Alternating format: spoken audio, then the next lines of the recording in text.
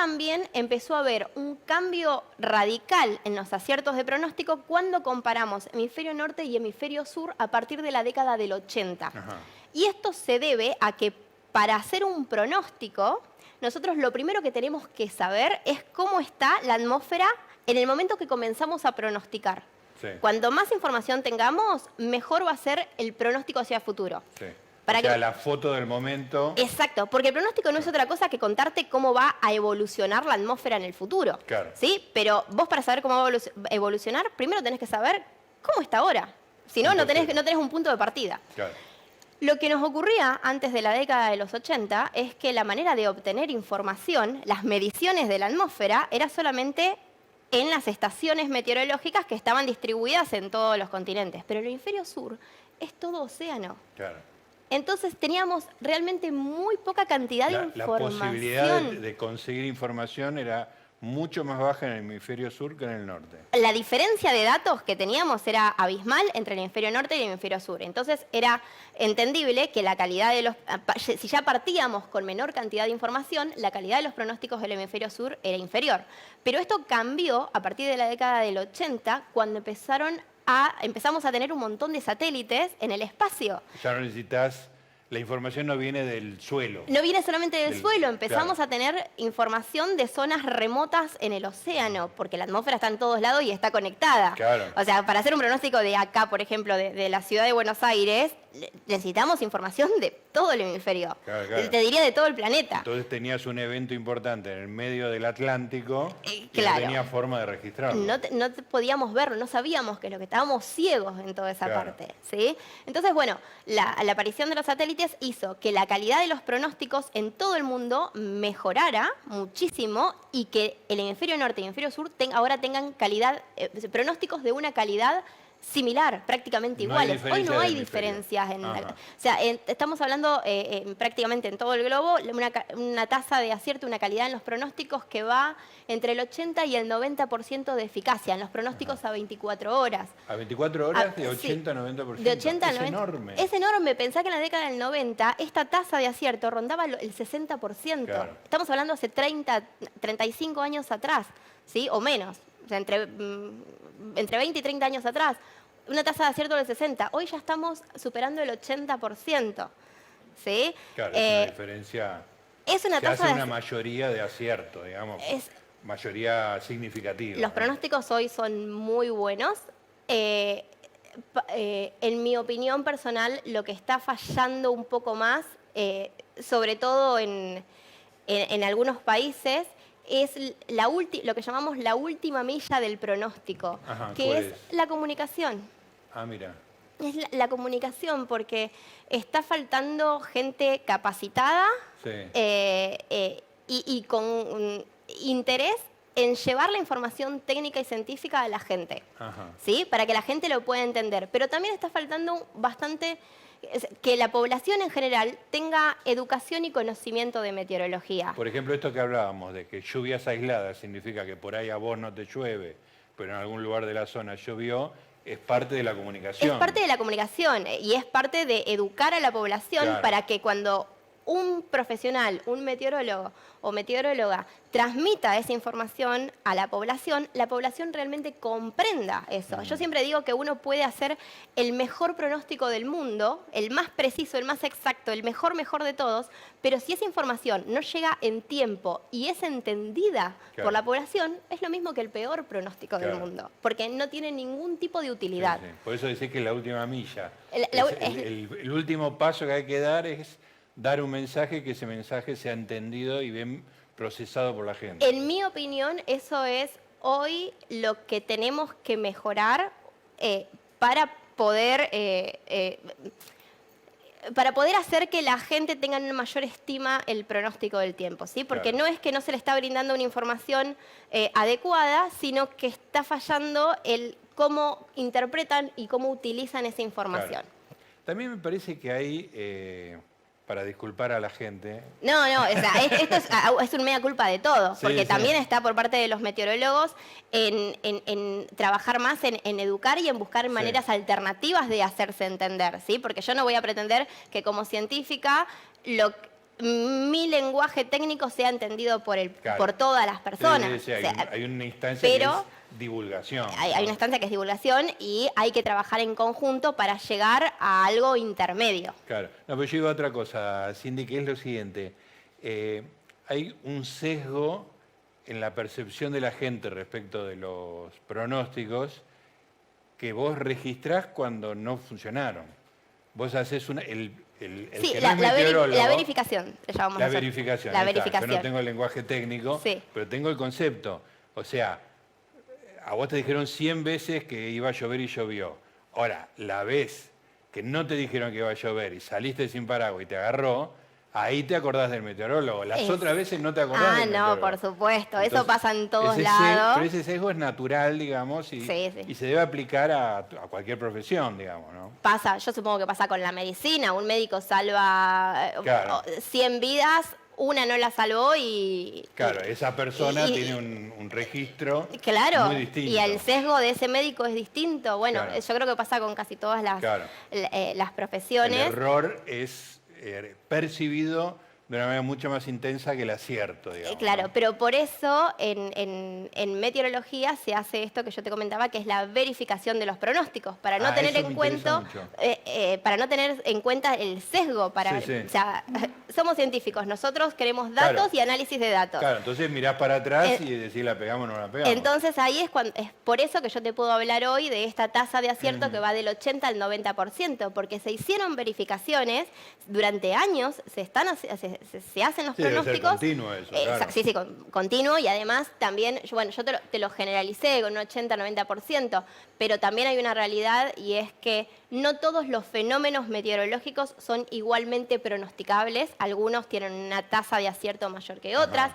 Hay épocas del año donde pronosticar es un poco más complejo y se ve que esta tasa de acierto quizás disminuye un poquito aún. Por ejemplo, El verano es lo más difícil porque vos es tenés... más inestable el clima. Tenés muchos más factores que pueden generar cambios en el tiempo que en el invierno, ¿sí? Entonces hay muchas más variables. más variables que uno tiene que considerar, Claro. ¿sí? Pero bueno, o sea, Pero así... a ver, déjame detenerme Sí. un poquito porque me interesa. ¿Qué otras variables aparecen en verano que no aparecen en otras estaciones? Podés tener, por ejemplo, en zonas costeras una brisa de mar, ¿sí? El mismo calor que genera una ciudad, ¿sí? Por el concreto que acumula más Sí. calor con respecto al entorno, eso ya te puede modificar el pronóstico en los aledaños de una ciudad. Claro.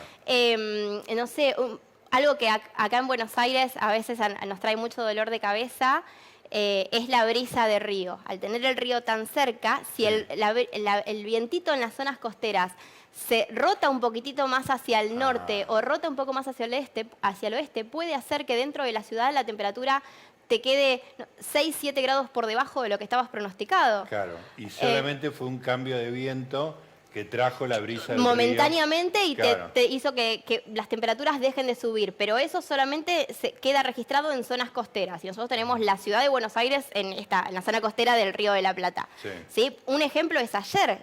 Ayer las temperaturas, por ejemplo, de Aeroparque, la temperatura de Aeroparque no alcanzó los 30 grados en ningún momento del día. Pero Morón marcó el récord de temperatura para el mes de noviembre con más de 36 grados y medio. Una diferencia de 6 grados. Más de 6 grados de diferencia. Y eso 10 kilómetros, 20 kilómetros, no sé cuánto será. exacto. Y eso fue solamente porque la zona cercana al río tenía la influencia de la brisa que venía de ese lado. Bueno, y esto puede hacer que, por ejemplo, vos en la ciudad de Buenos Aires pronostiques una máxima de 35, la brisa se puso un poquito más fuerte del Río de la Plata y entonces la temperatura te quedó en 28. Claro. Digo, ¿cómo? ¿No iba a ser 35 grados? Y Sí. bueno, en Ezeiza hacía 35 grados. Claro, está bien. Entonces ahí entras en la discusión de ¿fue bueno el pronóstico? ¿No fue bueno?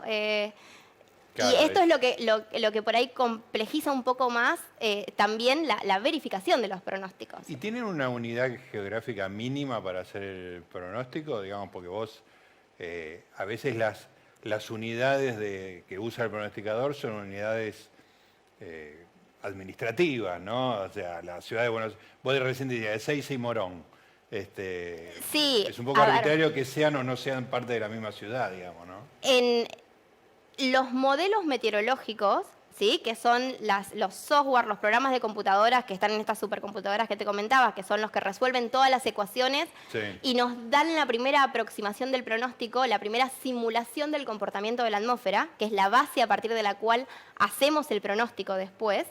Estos modelos tienen los mejores que tenemos, tienen una resolución de grillas, digamos, un dato cada 4 kilómetros. 4 kilómetros cuadrados. Esa sería la unidad. Esa sería la unidad. Ajá. Eso es el 4 modelo. kilómetros cuadrados. O sea, un dato para 4 kilómetros por 4 kilómetros. 16 kilómetros cuadrados. Sí, perdón. Está bien. 4 kilómetros de lado. 4 kilómetros de lado el área en el cual se pronostica. ¿sí? Eso es lo mínimo que tenemos hoy, que es el modelo WRF que se genera dentro del servicio meteorológico. Hay otros modelos internacionales que son los que normalmente uno consulta en las aplicaciones de teléfono, que la grilla es de 25 kilómetros. ¿sí? 25 kilómetros por 25 kilómetros, claro, un poco más grande. 125, claro. Pero eso es en la práctica. No tenés por qué saber esto.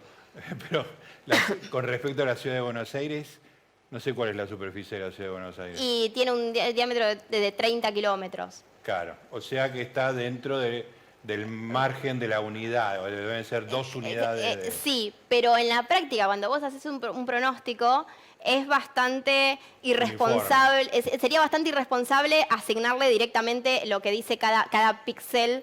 Vos lo que haces es mirar toda la situación en general. Claro. ¿sí? Es muy difícil que vos puedas hacer pronósticos distintos dentro de un área relativamente tan pequeña como la ciudad de Buenos Aires. En general no hay variaciones. Sí podés tener alguna variación en la temperatura cuando vos tenés muy claro que vas a tener una brisa del río, ¿sí? Que era el ejemplo que te mostraba recién, y decir, bueno, es posible que en las zonas cercanas al río ahí las temperaturas estén 3, 4, 5 grados por debajo de lo pronosticado.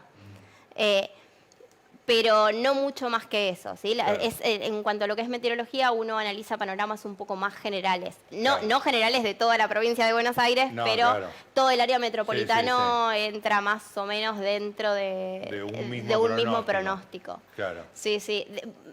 Hay algunas excepciones cuando vos tenés una ciudad que tiene accidentes geográficos distintos. Por ejemplo, puedes tener una ciudad... Buenos Aires es muy plano, es muy parecida. Claro. Hay otras ciudades donde vos podés tener una zona mucho más elevada de una ciudad y ahí... Río de Janeiro, por ejemplo. Exacto, sí. Ahí sí podés identificar dos tipos de pronósticos distintos, pero en algo tan parejo como la ciudad de Buenos Aires, las diferencias son imperceptibles para un pronóstico. Claro. Escúchame, vos sos, tu título universitario es...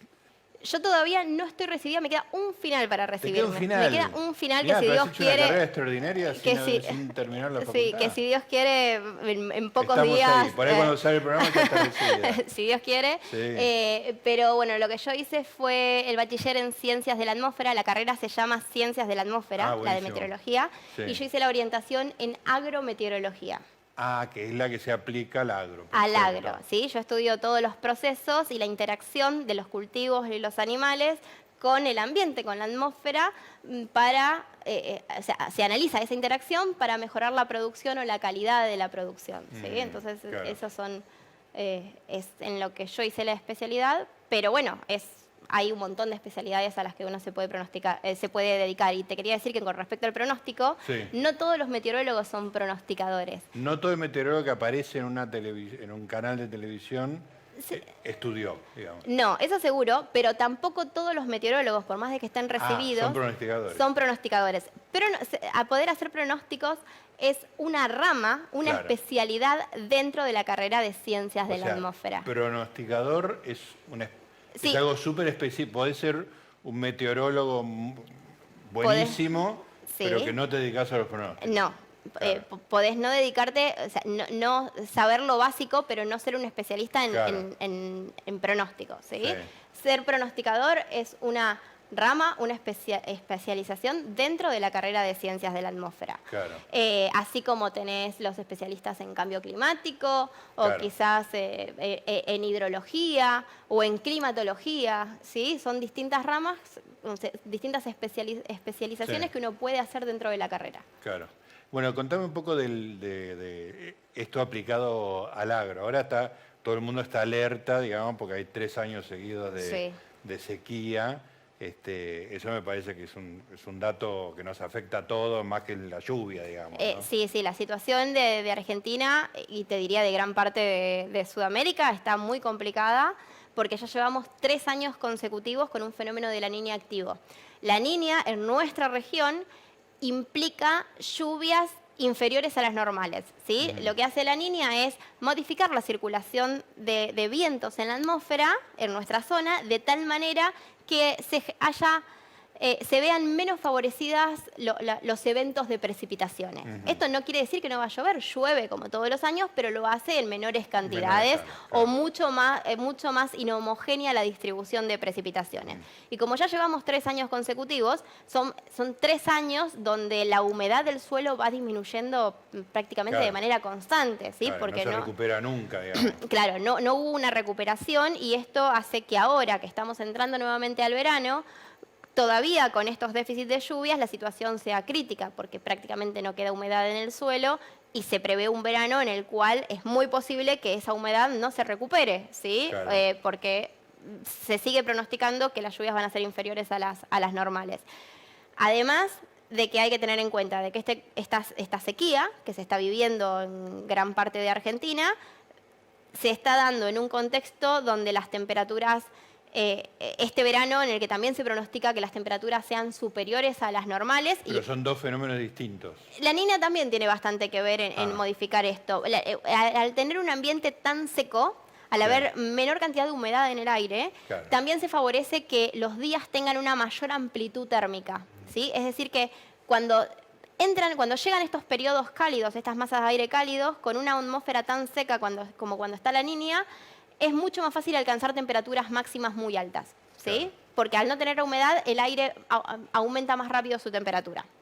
Entonces, es posible que este verano también se dé temperaturas elevadas y en el contexto de cambio climático que estamos viviendo, que además las temperaturas son cada vez más elevadas, ¿sí? Y eso se observa en todo el mundo, incluso acá en Argentina, estamos teniendo año a año temperaturas cada vez más altas, hay que entender que sequía y calor son condiciones propicias para los incendios. Una problemática que en Argentina tenemos desde hace un montón y que hay pocas soluciones en corto plazo a eso. ¿sí? Así que, bueno, es un panorama bastante preocupante para este verano que estamos por comenzar. ¿Qué es exactamente la Niña? Porque lo hemos dado por supuesto y me gusta ir a que cada supuesto lo explique. Yo hablo en plural, Aramo dijo el mosquito, ¿no? Porque explicás vos. Los meteorólogos decimos que la Niña es una teleconexión, ahora vamos a explicar qué es, pero yo hace un rato les dije que la atmósfera está toda conectada y que los meteorólogos tenemos que saber cómo está la atmósfera en todas partes porque de alguna manera influye en lo que va a pasar acá. La Niña o el Niño es un ejemplo de esto. Primero voy a aclarar que cuando hablamos de la Niña o el Niño es el mismo fenómeno pero en fases opuestas, ¿sí? Estamos hablando de lo mismo. ¿Cómo comienza esto? En el Océano Pacífico Ecuatorial, muy lejos, más cerca de Malasia que de Argentina, el océano Pacífico puede variar sus temperaturas, ¿sí? A veces está más cálido y a veces está más frío. ¿Qué es lo que ocurre? Es que la atmósfera, un cuerpo de agua tan grande, está de alguna manera conectado con la atmósfera y cualquier cosa que le pase al océano repercute de alguna manera en la atmósfera, ¿sí? Imaginémonos que el océano Pacífico es tan grande, cuando se calienta, lo podemos pensar que es como una gran hornalla que uno enciende y esa hornalla está continuamente inyectándole calor y humedad, todo el agua que se evapora, a la atmósfera.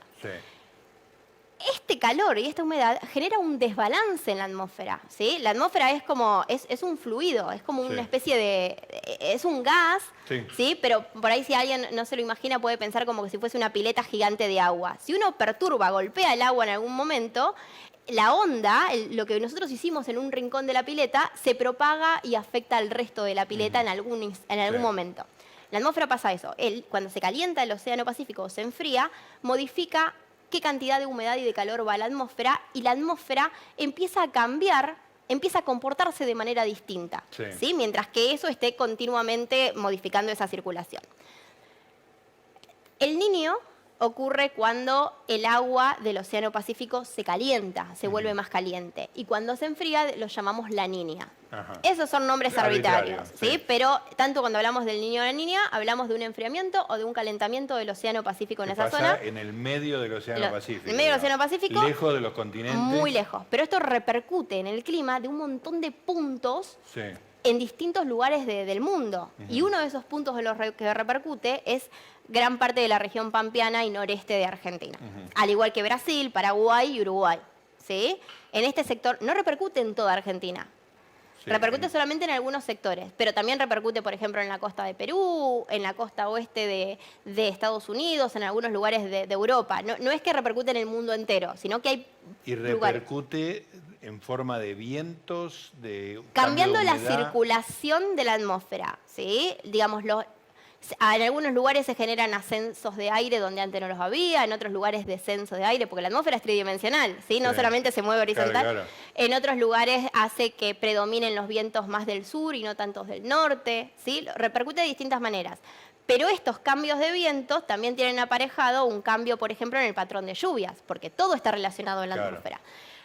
A nosotros, en la zona de Argentina, ¿sí? El noreste de Argentina, cuando está la Niña activa, suele haber una circulación de vientos que hace que predominen cada vez más las altas presiones. ¿Sí? Las altas presiones se asocian con días de cielo despejado, buen tiempo y ascensos de temperatura, que es lo que estamos viviendo ahora con la Niña. Claro. Por esto hablamos de sequía. O sea, en sí no es que corta la lluvia, sino que genera altas presiones, que las Sí. altas presiones es lo opuesto a lo que se necesita para tener precipitaciones. Claro. ¿Sí? Por eso, Perdón, Sí. me vino un recuerdo de hace 50 años. ¿Eso es un anticiclón? sí, ¿O está relacionado? sí, ahí? sí. Altas presiones y anticiclón es lo mismo. Ah, perfecto. Sí, sí. Muy bien. Me gusta. Del recóndito Sí, sí. peldaño. Bueno, entonces tenés como un montón de relaciones así, Sí. algunas un poco más directas, algunas no tanto, porque yo acá te estoy hablando de manera muy directa de que la Niña menos lluvias, pero también hay que tener en cuenta qué tan intensa es la Niña, qué tan intenso es ese enfriamiento o ese Claro. calentamiento del océano, porque no va a repercutir de la misma manera. Entonces, si bien uno para simplificar las cosas dice, bueno, la Niña menos lluvias, hay otro montón de factores que hay que tener en cuenta para hacer un pronóstico tan directo. Ahora, la pregunta es, ¿la Niña es un fenómeno cíclico que se repite todos los años? ¿O a veces aparece la Niña, a veces no?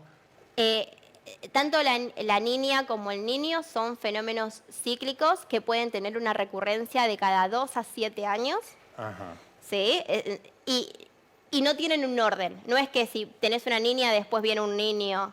No, podés tener como ahora 3 años consecutivos con Niña, después Sí. podemos entrar en condiciones neutrales, es decir, que el Claro. océano no es ni más cálido ni más frío, está en condiciones No hay normales. ni niño ni niña. Después podés tener niño, neutral, niño otra vez. Claro. ¿Sí? No es que, porque ahora tenemos niña, tenemos que pensar sí o sí en un niño. Sí. No, para No se nada. Todavía no se entiende muy bien no se entiende muy bien cómo funciona eso. Sí hemos aprendido, entendimos qué esperar cuando tenemos un niño o una niña, cómo monitorearlos para poder pronosticarlos a 3, 4 meses antes de que ocurra y Ajá. que el sector productivo pueda tomar decisiones. Claro. Pero hay cuestiones internas de por qué a veces se calienta el océano, por qué a veces se enfría. Eso todavía Claro. es algo que la comunidad científica se lo está preguntando, sigue tomando mediciones, sigue investigando para encontrar las O sea, causas. es un tema de estudio. Sí, el de origen, hecho digamos, el fenómeno del niño o la niña, como lo conocemos hoy, tampoco es algo que se descubrió hace muchísimos ¿no? años. Eso está bien, claro. Empezó a investigarse el fenómeno del niño y la niña a partir de la década del 80 también, cuando hubo una niña muy intensa, si no me equivoco, en el 87, 88 finales, que generó una de las sequías más extremas que hubo. Sí. Y entonces ahí esto hizo sonar un montón de alarmas y los científicos dijeron, che, investigamos por qué pasó esto, y ahí descubrieron esta relación. Y ahí fue cuando se invirtió un montón en poder descubrir y llegamos a todo lo que conocemos hoy. Claro. En poco tiempo, en 20, 30 años, Sí, no sí, no sí. hace tanto. Pero bueno, todavía quedan cosas por descubrir, pero ya podemos hacer pronósticos bastante buenos sobre estos fenómenos.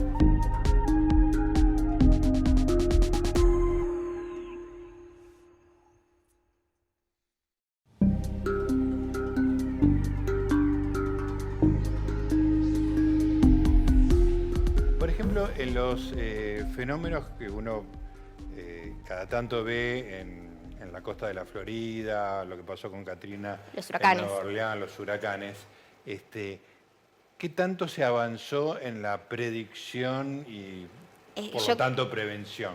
Yo creo que es de los fenómenos en los que más se ha avanzado. Ajá. Quedó en evidencia ahora con los últimos huracanes que hubo, que los pronósticos fueron prácticamente perfectos. Perfectos. Fueron prácticamente perfectos. Sí. O sea, pronostican el curso que van a tomar, arriba de por supuesto que los pronósticos se van actualizando. Uno hace un pronóstico, por ejemplo, de cómo se va a desplazar el huracán de hoy a 5 días, pero cada 12 horas ese pronóstico se actualiza, a ver si la trayectoria sigue igual. Claro.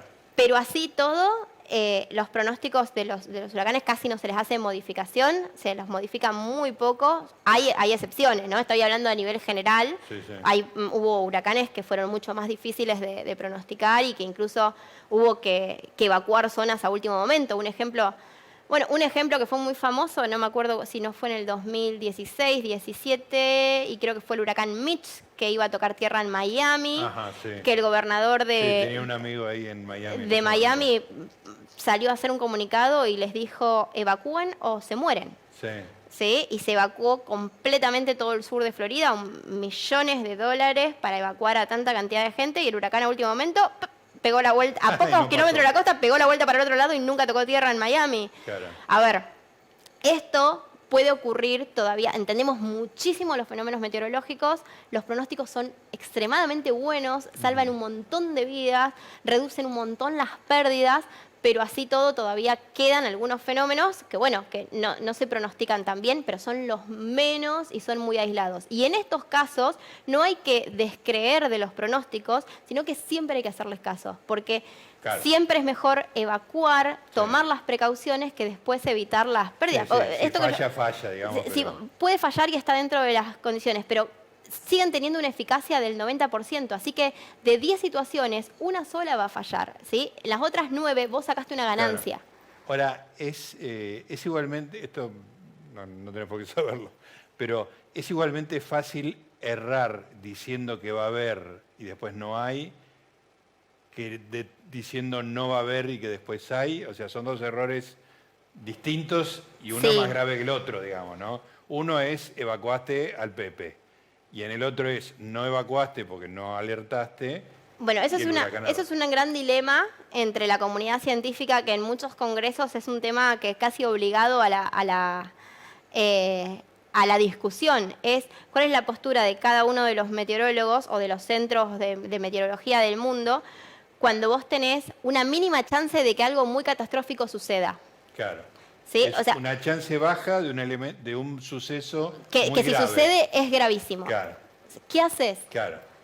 Y ahí por esa razón esas decisiones, las de evacuar o las de tomar decisiones grandes, nunca están en manos del meteorólogo. Son siempre casi políticas, ¿no? Son políticas, y siempre hay un equipo, un comité de prevención, de evacuación, de gestión del riesgo, llamarlo, o sea, según el lugar tienen distintos nombres, pero donde se junta la parte científica y técnica, o los meteorólogos o los especialistas, con todos los otros que toman las decisiones. A ver, consideran el riesgo que hay, a ver si deciden evacuar o si no deciden evacuar. Esto también, supongo yo, que está relacionado en qué tan preparada está la población. O sea, por ejemplo, si no los evacuamos, ¿qué tan vulnerable es esta ciudad o este sector de la ciudad? Una cosa es Haití y otra cosa Miami. Exactamente. O sea,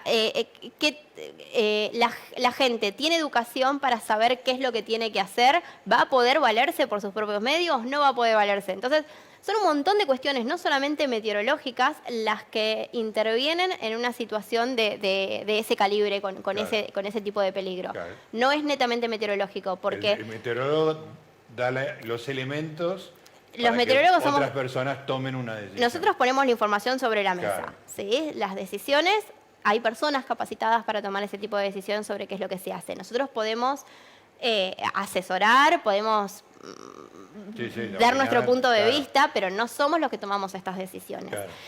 Porque van otros factores que a nosotros se nos escapa. Cuando hablamos del peligro, de una sociedad que está en peligro, tenemos que hablar también de qué tan vulnerable o qué tan expuestos están al fenómeno, ¿sí? No es solamente una cuestión... Un ejemplo que siempre digo, o sea, no es lo mismo que te lluevan, por ejemplo, acá en Argentina, que te lluevan 30 milímetros en una hora en una ciudad como Puerto Iguazú, donde esa es una lluvia de todas las tardes, Claro.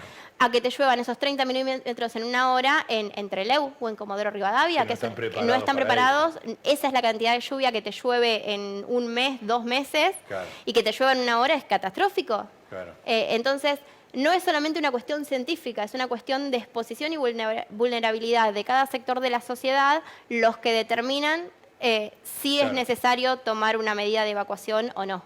Y además el que no es meteorólogo, el que tiene un cargo político, administrativo, sabe una cosa que al meteorólogo no tiene por qué importarle, que es el costo de una evacuación. Además. Que tiene, digamos, porque siempre el problema es que a veces se toman medidas sin evaluar los costos. Y una evacuación, por ahí tenés mucha gente en hospitales, mucha gente también que no sabes dónde meterla porque no hay un sistema de evacuación como puede haberlo en Miami, que está preparado para ciclones. Sí, esto, o sea, puede ser una charla larguísima porque la cantidad de ejemplos que podemos dar son un montón. O sea, algo que nos solemos discutir entre los mismos meteorólogos y quizás los meteorólogos con lo que es la comunidad de aficionados, la gente que es muy fanática de la meteorología. Y Argentina es un país con gran cantidad de tornados. ¿Sí? Eso es algo. Tornados. Tornados, ¿sí? ¿Qué diferencia hay entre un tornado y un ciclón y un huracán? Cuando hablamos de el ciclón es un sinónimo del huracán. ¿Sí? Ciclón y huracán es lo mismo. Sí, es lo mismo. Igual que cuando hablamos de tifón. ¿Sí? Ciclón, huracán, tifón es el mismo fenómeno. Son un aglomerado de tormentas organizadas moviéndose alrededor de un centro de baja presión. Los huracanes se forman en zonas tropicales sobre el océano. Sí. Por eso siempre siempre escuchamos hablar de huracanes en el Golfo de México, en Miami, o en la zona de Japón, que también es una zona tropical. Claro. ¿Sí? Los tornados, se forman sobre tierra, es un embudo de viento giratorio que parte de una sola tormenta. Claro, no es un sistema de tormentas. No es un sistema. O sea, el huracán, para que te des una idea, es un sistema de tormentas que puede medir hasta 1000 kilómetros. Wow. ¿Sí? O sea, imagínense que es una tormenta gigante que mide como casi toda la provincia de Buenos Aires, que avanza sobre el océano y toca tierra en las costas, se alimenta del calor de los océanos, por eso cuando ni bien tocan tierra los huracanes empiezan a desaparecer, empiezan a debilitarse y desaparecen. Pero los tornados se forman sobre tierra, el mecanismo que los forma es completamente distinto y es un embudo de aire que sale de una sola tormenta. ¿Sí? Hay muchas diferencias, como por ejemplo que el huracán puede existir durante 10 días o más días. ¿Sí? Por eso los empezamos a monitorear cuando arrancan en la costa de África y después 10 días después tocan tierra en el Golfo de México. Claro. Los tornados viven minutos, poquitos minutos. Okay. No es un fenómeno súper puntual. Claro. ¿Sí? Pero en Argentina tenemos un montón de tornados. Es un país tornádico, hay gran cantidad de registros y pocas personas lo saben a esto. Yo no lo sabía. Entonces, no se sabe porque la zona donde hay tornados es zona... Estamos hablando de lo que es la Pampa húmeda, la zona del litoral, Córdoba, Mendoza, La Pampa. Es zona que es mayormente campo y son fenómenos urbana, son fenómenos netamente puntuales. Entonces, cada vez que hay un tornado, si el tornado prácticamente no te pasó por tu campo, vos ni te enteraste que hubo un tornado. Pero también ocurre que hay situaciones meteorológicas donde los meteorólogos podemos ver que están todos los ingredientes y están las condiciones para que quizás entre todas las tormentas que se forman algún tornado puede llegar a haber. Y entonces siempre entramos en el dilema de ¿por qué no te damos una alerta? ¿Por qué no informamos, ¿sí?, que va a haber un tornado? Es muy difícil pronosticarlos, porque son fenómenos que duran muy poquito tiempo, que casi no se ven. Supongo que geográficamente también, si es tan puntual, Sí, decir, o sea, va a suceder aquí. No se puede saber, ni nosotros ni Estados Unidos, que invierte un montón de plata en los pronósticos de tornado, pueden saber en dónde se va a formar, pero sí la zona, que quizás incluye en Estados Unidos como 3 estados, en Argentina podría incluir 3, 4 provincias, la zona donde están los ingredientes para que se forme. Que pueda suceder. Para que pueda suceder. ¿Sí? No es ni en el norte ni en la Claro, Patagonia. podés restringir el área. Ahora, Claro. imagínate que de todo ese área que puede ocupar 2 provincias enteras, es algo que tiene un diámetro de 50 metros. Claro, y vos anunciás que va a haber un tornado. Claro, o sea que no le va a afectar a nadie. El 99% de la gente va a decir no pasó ningún tornado. No pasa nada, pero también ocurre que la gente no sabe cómo actuar eso. Y hay gente que puede imaginarse el escenario más catastrófico y puede llegar a, no sé, a autoevacuarse, a salir a la calle, y en vez de quedarse en su casa, que es el lugar más seguro, se expone a estos fenómenos. Entonces, ¿es recomendable advertir de fenómenos así cuando la chance de que ocurra es realmente baja? No, es mejor decir protéjanse de los vientos fuertes, quédense en su casa y así sabemos que están seguros, sea tornado o no sea tornado. Nos ocurrió algo similar después de el granizo del año 2006 que... te iba a preguntar. Bueno, cuando ocurrió eso... Hasta ese momento la gente prácticamente no le prestaba atención a los alertas por granizo, que los había. No se le prestaba atención. A partir de ese momento la gente se dio cuenta que el granizo podía generar daño, que acá también ocurría, y estaban todos obsesionados con los alertas por granizo. Lo que nos ocurría es que después de ese suceso se emitía una alerta por granizo y la gente entraba en pánico, toda desesperada en la calle, a bocinazos, embotellamientos. Porque le arruinaba el auto. La gente iba desesperada a retirar los hijos de la escuela. Cuando el lugar más seguro en el que puede estar tu hijo es en la escuela. No lo saques de ahí porque es más peligroso, lo estás exponiendo vos al peligro. Al caos de tránsito que se forma en ese momento, a que el granizo sea grande y pueda generarle una herida a la criatura. Entonces, esto es lo que yo te digo, los meteorólogos tomamos un montón de decisiones y tenemos que pensar en un contexto enorme. La respuesta claro, puede ser peor que no es solamente, o sea, cuando nosotros emitimos información meteorológica no estamos pensando solamente en la cuestión meteorológica, sino que hay un montón de cuestiones a tener en cuenta. Sabemos que la gente toma un montón de decisiones. Un pronóstico de lluvia es si hace una feria al aire libre o no se hace una feria al aire libre. El casamiento se hace bajo techo o no se hace. Sabemos que cada pronóstico tiene una responsabilidad enorme. Escúchame, ¿qué pasó en 2006? ¿Por qué fue un granizo tan inusual?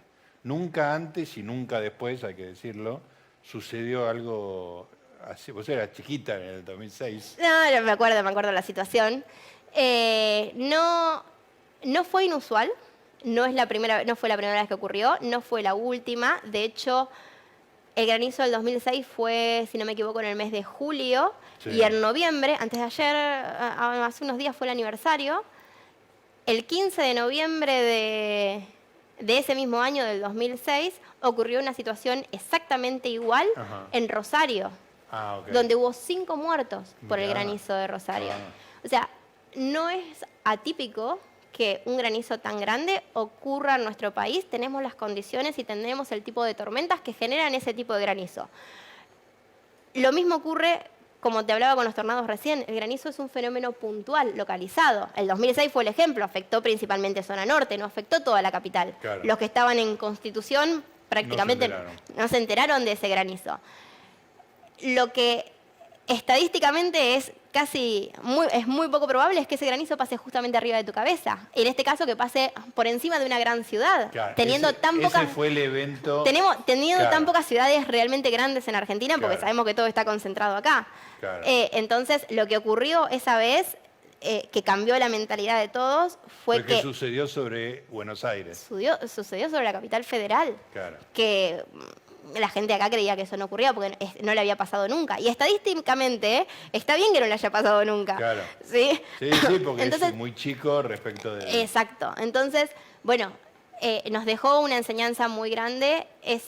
O sea, para esto es súper interesante. No fue un granizo especial. No. No, tenemos situaciones similares. De hecho, el récord del granizo más grande del mundo está en Carlos Paz. Carlos Paz, sí, en Córdoba. Sí, sí. Ajá. Que cayó un granizo que pesaba, si no me equivoco, más de 1 kilo. Uf, te mata eso. Fue terrible los destrozos que hubo Claro. en ese granizo. La ciudad de Carlos Paz es el récord, por ahora, el récord mundial del mayor tamaño de granizo. Entonces, Claro. esto que yo digo, no es atípico, no es anormal, son fenómenos localizados. Que habitualmente suceden en lugares que no están habitados o te arrasa son más una rurales. cosecha. Claro. Nosotros que manejamos desde el servicio meteorológico, manejamos muchas redes sociales. Todos los veranos nos llegan 1 o 2 reportes de granizo de gran tamaño que cayó en algún campo y mató al ganado, y nos mandan las imágenes del ganado muerto producto Claro. del golpe del granizo. Claro. Hay gente que pierde mucho Sí, sí. producto del granizo grande. Sí, sucede. Lo que pasa es que estadísticamente es poco probable que suceda en una gran ciudad Claro. como lo que sucedió en el 2006. Es muy revelador esto. Puede volver a suceder, tranquila. Con esto no quiero, por favor, que no entren en pánico. Todo el mundo. No es que lo estoy pronosticando, pero, o sea, estamos en una zona donde estos fenómenos pueden ocurrir y podría volver a suceder tranquilamente. Claro. Por eso siempre hay que estar atentos a este tipo a los alertas o a los avisos a corto plazo o a cualquier información que nos diga que hay chances o que puede ocurrir ese tipo de fenómenos. Ahora, Cindy, es interesante porque cuando arrancamos la charla, vos me hablabas de la última milla de la meteorología, que es la comunicación, y yo pensaba en ese momento en que la gente entienda y la reputación del meteorólogo, que se entienda que acierta muchísimas más veces de lo que no acierta. Pero ahora me estás metiendo el elemento de la repercusión del pronóstico, digamos, ¿no? Esa última milla también incluye cómo va a ser recibido, el daño que puede hacer el pronóstico. Sí. No el evento en sí, sino que se ha escuchado o no se ha escuchado el pronóstico. Por eso es muy importante la parte de la educación que yo te comentaba. Claro. Porque el meteorólogo siempre te va a advertir de la situación meteorológica peligrosa, ¿sí? O sea, siempre es preferible que vos sepas que te expones a un peligro y que puedas tomar medidas, por más de que la chance de que suceda eso sea baja. Por eso hablamos de baja chance de tormentas, de chance media de tormentas o de una alta probabilidad de tormentas. Claro. ¿Sí? Para que entiendan cuál es la probabilidad de que ocurra el fenómeno. Pero de ocurrir puede ser peligroso y es posible y es necesario que la gente tome recaudos. ¿Sí? Así que, bueno, no me acuerdo a qué es lo que me habías preguntado recién. No, pero, la importancia del pronóstico, de cómo es recibido, del daño que puede hacer un pronóstico. Por eso te decía que es importante pánico. la parte de la comunicación, de la educación de la población, Claro. para que realmente entienda cuál es la información que se le está brindando, ¿sí? Para que no haga esto que yo te comentaba recién de una alerta granizo, salir a retirar a los chicos del colegio. Claro. Es lo que no puede ocurrir. La gente tiene que entender la peligrosidad a la cual se expone si hace eso. Tiene que saber que la mejor decisión es dejar al chico al colegio y una vez que pase todo ir a buscarlo. Claro. Y no retirarlo antes. ¿Sí? Por eso el meteorólogo es el encargado de brindar la información meteorológica, pero que también tiene que ser acompañado de una parte un poco más didáctica y educativa para que la gente empiece a entender qué es lo que tiene que hacer o no.